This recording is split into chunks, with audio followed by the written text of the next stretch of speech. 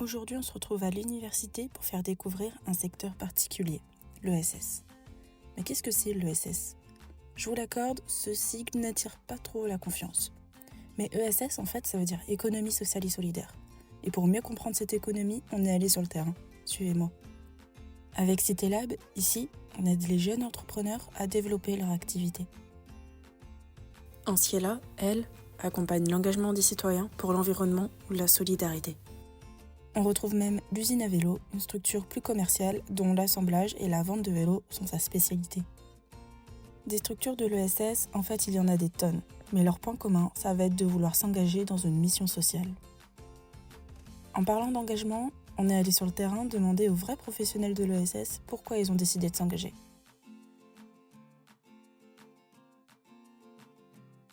J'ai toujours eu des liens avec le monde associatif et je pense que j'ai toujours eu ça en moi, cette volonté de participer et de contribuer à quelque chose finalement de plus grand et de participer aussi à mon échelle à quelque chose. Et moi je me suis retrouvé tout naturellement dans ce que l'association proposait et l'ambition aussi qu'elle porte pour ces jeunes de les faire rêver plus grand et plus loin et de les inspirer. Moi, ce qui m'intéresse en fait au quotidien, c'est de découvrir des acteurs qui mènent des projets pour répondre à des problématiques de société. Et c'est ça que j'apprécie particulièrement dans mon rôle à la Maison de l'Apprendre, c'est que mon métier, c'est d'aller à la rencontre des acteurs qui apportent des solutions en fait. Et je trouve que c'est hyper riche pour apprendre à comprendre aussi le monde, la société, comment ça fonctionne, quelles sont les problématiques, qu'est-ce qu'on peut faire, et à se sentir aussi acteur de la société. Travailler chez Daddy, c'est vraiment quelque chose de très intéressant et surtout au quotidien, on voit l'impact qui se crée au sein même du quartier. J'emploie souvent le terme de bulle de convivialité où en fait on vient, on dépose un peu sa valise de problèmes, de tracas du quotidien ou des tracas qui durent depuis un certain temps.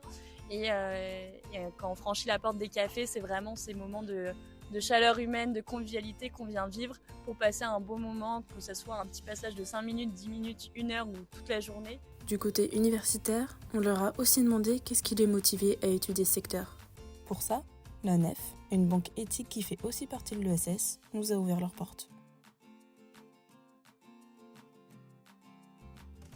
Dans le projet historique et contemporain, ça répond à des objectifs de démocratisation du travail et de l'économie. Parce que c'est une économie humaine, différente, qui vise finalement à avoir des effets positifs sur la société. Ce qui me motive, c'est les étudiants et étudiantes, pouvoir échanger et partager des connaissances, découvrir des nouvelles choses, des nouvelles théories, des nouvelles approches, des nouveaux métiers, des nouvelles organisations.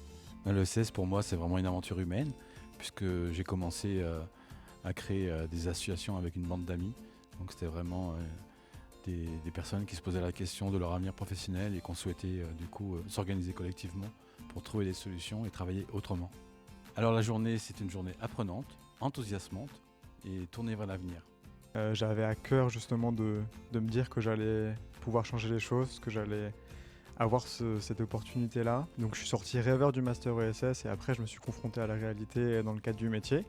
Mais j'ai toujours l'impression de contribuer au sens du monde, on va dire, en appartenant à ce champ de l'ESS, en accompagnant des coopératives de travailleurs. Et donc ma motivation, elle est intimement liée aux valeurs que j'ai depuis des années maintenant, des valeurs de solidarité, d'altruisme, d'humanisme, qui se perdent peut-être de plus en plus actuellement. Et je trouve que l'ESS peut continuer d'être un rempart pour maintenir à flot ces valeurs-là qui font société et qui permettent de bien vivre ensemble. Et vous, étudiants et futurs professionnels, qu'est-ce que vous avez retenu de tout ça ? Qu'est-ce qu'on a retenu de cette journée ? C'était super intéressant, riche. Je trouvais ça bien de rencontrer plein de personnes aussi engagées et ça donne envie de faire pareil. Ça nous a bien plu. Pour moi, cette journée elle a permis de découvrir plusieurs structures de l'ESS, que ce soit sur la région lyonnaise et même dans les alentours, pour les associations par exemple qui sont nationales. Et je trouve que ça a montré aussi l'importance des jeunes dans le développement de l'ESS. Alors moi, ce que je retiens de cette journée par rapport à l'ESS, c'est vraiment une diversité de parcours. C'est aussi porteur de plein de bonnes expériences et plein de solutions pour l'avenir. Ça permet de réfléchir ensemble. 3 mots, réseautage. Engagement. Inspirant. Et du coup, 3 mots pour résumer cette journée, je dirais diversité, enrichissant et innovation. Finalement, vous l'aurez compris, l'ESS est de partout. On peut la lire, mais on peut surtout la vivre. Elle ne tient qu'à vous. Merci aux structures du territoire et à la chaire ESS de nous avoir fait découvrir ce secteur.